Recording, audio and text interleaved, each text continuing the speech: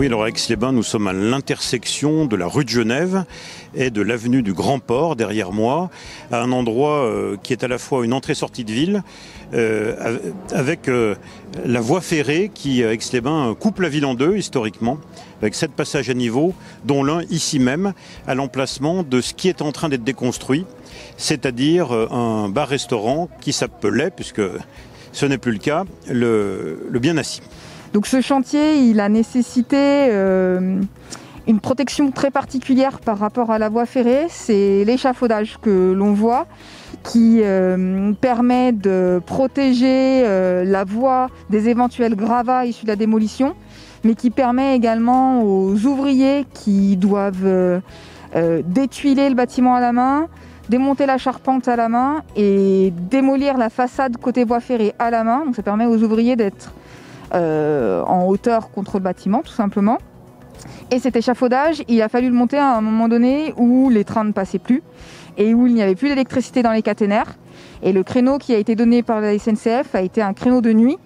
Donc ce montage d'échafaudage s'est déroulé la nuit de dimanche à lundi entre 22h30 et 5h30 du matin. L'objectif, c'est la déconstruction pour prélude à la construction du futur parking des Prairions qui se trouvera à l'emplacement où nous sommes, donc un parking en étage, sur l'actuel parking qui est en terre-plein, contre le gymnase des Prairions, à côté de l'autopont, je dis ça pour bien situer l'endroit. Donc objectif 250 ou 350 places, cela dépendra donc du travail que nous allons faire à partir de maintenant pour définir les besoins en termes de stationnement, de mobilité également, mobilité vers le lac, mobilité vers la ville. Bon, l'objectif, c'est vraiment de permettre un stationnement pour rentrer dans la ville, aller au marché, mais aussi rue de Genève, avenue du Grand Port, dans tout ce secteur d'hyper-centre-ville d'Aix-les-Bains finalement. Vous savez qu'on a une problématique comme toutes les villes de notre taille, ville de taille moyenne, ville attractive, avec un besoin bien sûr de stationnement, mais aussi de pouvoir accéder à la gare, en se garant ici, en allant à la gare, puisqu'il n'y a pas de parking gare, mais aussi partir à vélo ou pouvoir prendre dans la durée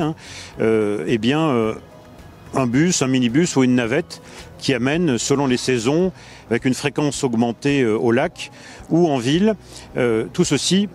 est à construire et fait partie des négociations que je mène côté Grand Lac avec les candidats actuels, candidats à la future délégation de service public transport pour Grand Lac.